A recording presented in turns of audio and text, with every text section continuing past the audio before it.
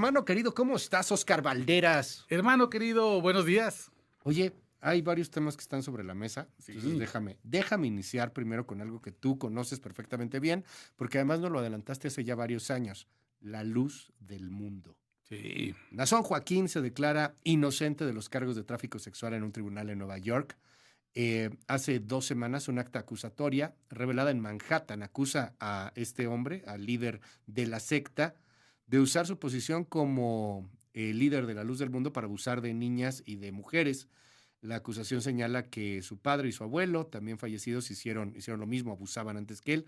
Hay por ahí documentos que han salido, columnas que se han escrito, cito la de Penilei Ramírez de Reforma del sábado, que da cuenta de cómo inclusive familiares de Nazón Joaquín y otras mujeres sostenían a niñas para que fueran abusadas por Sí. el líder de la secta. Sí. Yo tuve la oportunidad hace 3 años, hermano, de trabajar como el jefe de investigación de un documental que se llama El Apóstol. Sí. Está en VIX y es justamente lo que hicimos fue investigar si realmente la iglesia de la luz del mundo era una iglesia o era una secta.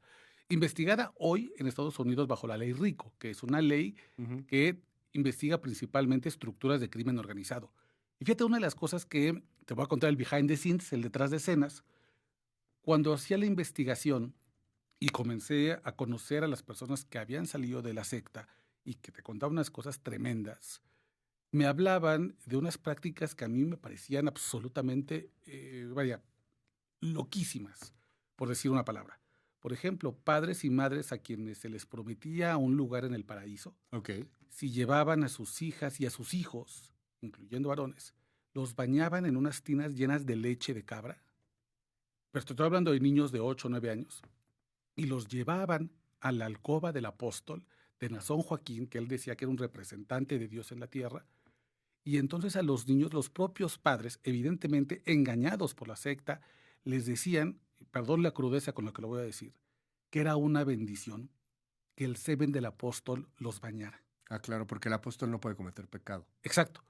Y el apóstol tenía una manera de justificar que fueran niños y niñas. Él decía que los ángeles no tenían sexo y que él era un ángel y no veía sexos.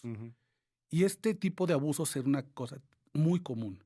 De hecho, las madres y padres entregaban a sus hijos a la esposa del apóstol, a la madre, y ellas se encargaban de preparar a las víctimas para tener relaciones con ellas.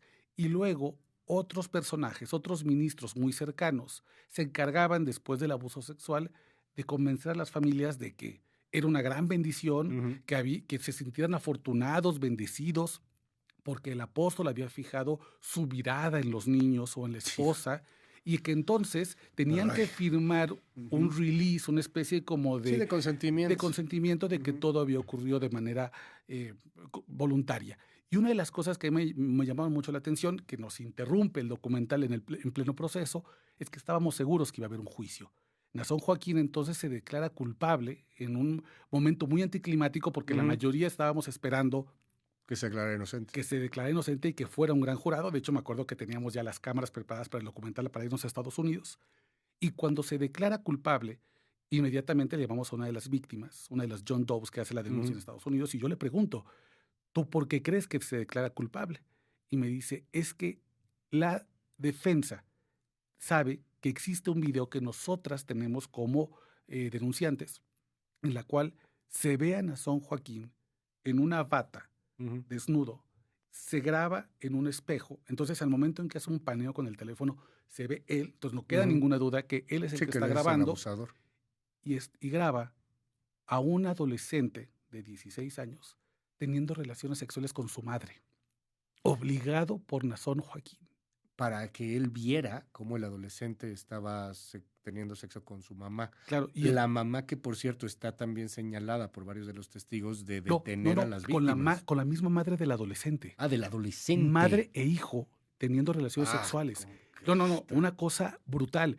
Claro, evidentemente esto tenía que ver con el disfrute que tenía Nazón Joaquín del poder sobre las personas. Sí, claro. No tenía... Porque, bueno... trasciende solo el morbo sexual y carnal, o sea, ya es el morbo de poder. Es el sometimiento. Yo puedo hacer que tengas sexo con tu mamá. Hay esta frase muy famosa que dicen que todo en la vida es sexo. Ajá. excepto el sexo. El Excepto sexo el es poder. El Sí, sexo es claro. poder. Y esto era lo que me pareció que era una pinta de cuerpo entero este hombre terrible, que hoy se declara, bueno, que ayer Ujú. se declara inocente y que evidentemente no lo es un depredador sexual, es un hombre peligrosísimo y junto con él la cúpula de la Luz del Mundo es peligrosísima. Muchas de las personas que han denunciado y que salieron de Ujú. la secta están amenazadas de muerte. Yo mismo recibí amenazas por Sí, parte de la claro. Luz del Mundo. Entonces no estamos hablando de una estructura menor. Criminales que además tienen lazos con el poder político. Por ejemplo, en la ponencia del ministro presidente de la Suprema Ujú. Corte está un hombre muy cercano a Nason Joaquín. Nada más por poner un ejemplo del nivel de poder que tiene esa secta. Y además pusieron a sus propios candidatos de jueces, investigación que hizo Miguel Alfonso Mesa también, Exacto. en defensores. Y además han llegado a ser diputados también algunos miembros o exmiembros de La Luz del Mundo, El, suple- particularmente los de el Jalisco. suplente de Marcelo Ebrard, El nada suplente de más, Marcelo Ebrard, por en ejemplo, el sí, por Senado. supuesto, en el Senado de la República él es parte de La Luz del Mundo. ¿Qué dice La Luz del Mundo? Bueno, manda un comunicado y dice, estamos indignados por los cargos infundados, mentirosos y calumniosos presentados contra el apóstol de Jesucristo. El apóstol de Jesucristo se declaró no culpable en esta audiencia. Denunciamos el injusto encarcelamiento de la hermana Eva García de Joaquín, así como del hermano Joram Núñez. Consideramos que la presentación de cargos demuestra claramente que la Fiscalía es capaz de torcer la ley y resaltamos la colusión entre personas con intereses fiscales y ciertos medios de comunicación que pervierten la justicia. En lo que son peras o son manzanas, querido Oscar, hermano, ayer en Michoacán detuvieron a 37 integrantes de La Luz del Mundo y estaban en un centro de adiestramiento militar, estos paramilitares del narco, al final de Sí, cuentas. sí, una diestra. ¿Por qué? Bueno, la Luz del ¿Y Mundo ahí? tiene una guardia militarizada para proteger a los ministros. La gente no lo sabe. A ver, yo te pregunto, ¿qué iglesia tú conoces que tiene una guardia paramilitar? Bueno, la Luz del Mundo lo tiene. Y de hecho tiene nombres religiosos. Esta guardia paramilitar se llama Yacer. Y justamente está entrenado supuestamente a esas Ujú. personas para poder servir como seguridad a los altos mandos de la Luz del Mundo. El tema, Se entrenan con los narcos. exacto. Y ya está Yacer, o sea, ese es el ejército de La Luz del es Mundo. el Cristo de la Luz del Mundo, que replica Órale. las prácticas del crimen organizado. Ahora la Ajá, investigación va a determinar si ese rancho donde se estaban haciendo este claro. adiestramiento pertenece al crimen organizado y evidentemente por el territorio no queda ninguna duda que sería del cártel Jalisco Nueva Generación. Déjame irme hasta Michoacán con Marco Antonio Duarte, que tiene la información. Adelante, Marco, buen día.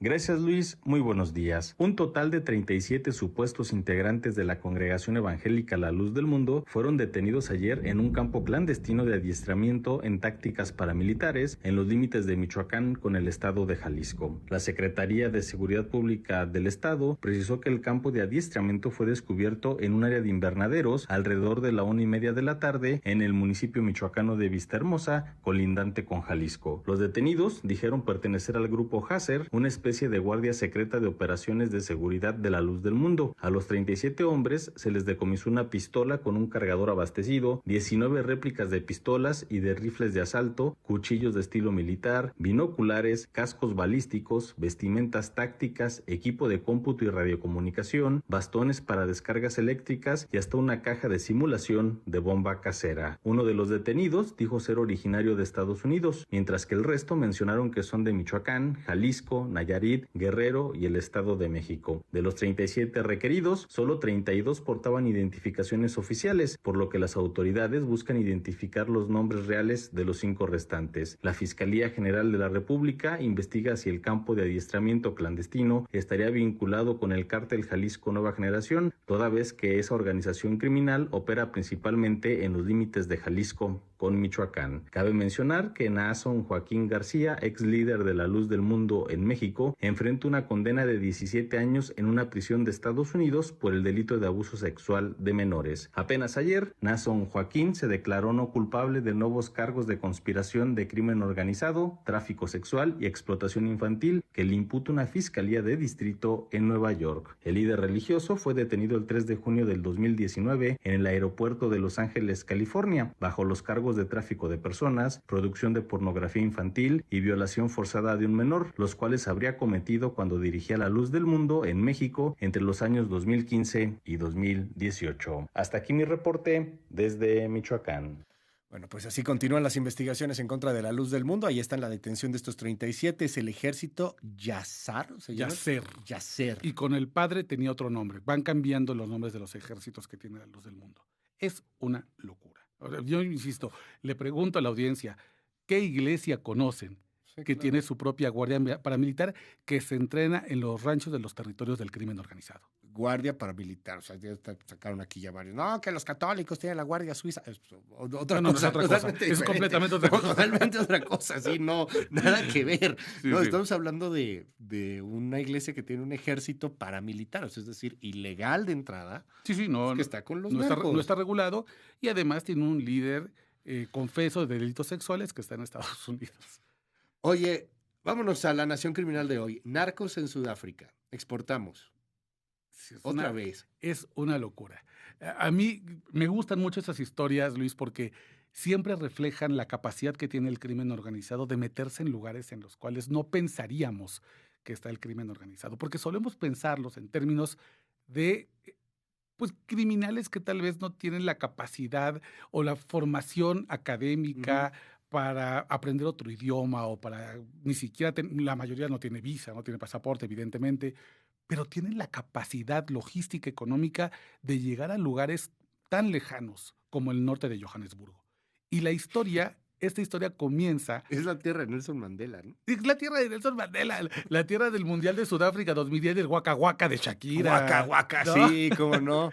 Pues está bien, el apartheid, ¿por qué vas a discriminar a los narcos? Claro, a ver, claro, África es un mercado en crecimiento de consumo de drogas, sobre todo metanfetaminas y drogas de alto rendimiento como el Captagon, que no ha llegado aquí en México, pero que es una droga, por ejemplo, que se vio mucho en Qatar principalmente. Para construir los estadios de manera rapidísima. Sí, del albañil particularmente de África y de algunas partes de Europa. Tenías yemeníes, tenías omaníes, tenías los más pobres del sur de Asia o de algunas partes de África, pues iban a Qatar y los ponían a trabajar 16 horas. ¿Cómo aguantaban? Pues con Captagon. Con ese calorón, o sea, si piensas que en Culiacán hace calor, que sí hace.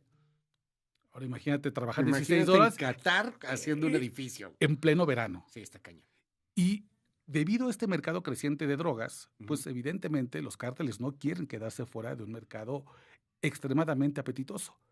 Y esta historia arranca justo el viernes pasado, mientras estábamos todos concentrados en el simulacro de conmemorar las víctimas del terremoto del 85 y del 17, la policía de élite de Sudáfrica encuentra otro laboratorio clandestino de metanfetaminas en una granja apartada y de vuelta encuentra que quienes lo están manejando son mexicanos. Entonces, pues otra historia, hermano, he estado recopilando y cuando uno empieza a ver Polonia, Sudáfrica, Nueva Zelanda, dices, pues lo mejor que tenemos a exportación es lo peor que tiene el país, ¿no? Sí, claro. De México para el mundo. Y somos muy, muy exitosos en esa exportación y tenemos bandas que están perfectamente sincronizadas allá en Europa, en Asia. Por desgracia, pues para otras cosas no somos tan buenos, ¿no? Exacto. Pero bueno, esta es la historia de cómo plantan bandera en Sudáfrica y luego no nos extrañe que en unos meses yo les traiga la historia de cómo se fueron. Ah, claro, sí es cierto. En Kenia... Ese nos habías presentado hace tiempo la historia de cómo, corrígeme, era Cártel Jalisco Nueva Generación, estaba vendiendo en Kenia porque era para una especie de heroína barata. Exacto. Por la crisis que se está viviendo, son países que por lo raro están en crisis, y pues no te podías drogar con otra cosa, ¿no? Entonces, ya en un mes te traigo el de Egipto, o sea, te traigo a ver por dónde. Pero son las empresas criminales flexibles, maleables y rápidas para adaptarse a nuevos mercados. Todo lo que las empresas legales les cuesta mucho trabajo, las empresas ilegales, como son los cárteles de las drogas, lo hacen rápido y lo hacen bien, entre comillas. Te seguimos en tus redes, querido hermano. Hermano, claro que sí, continuamos la conversación en X, @OscarBalmen, y ya estrenamos la 5ª temporada de Territorio Rojo. Este domingo pasado se estrenó el primer capítulo y el siguiente domingo, y cada domingo a las 8 de la noche en el canal de YouTube de MBS Noticias, se estrena otro capítulo de la 5ª temporada de Territorio Rojo. Revisamos los crímenes más importantes de la guerra contra el narco entre 2013 y 2015. Es Oscar Valderas y su Nación Criminal.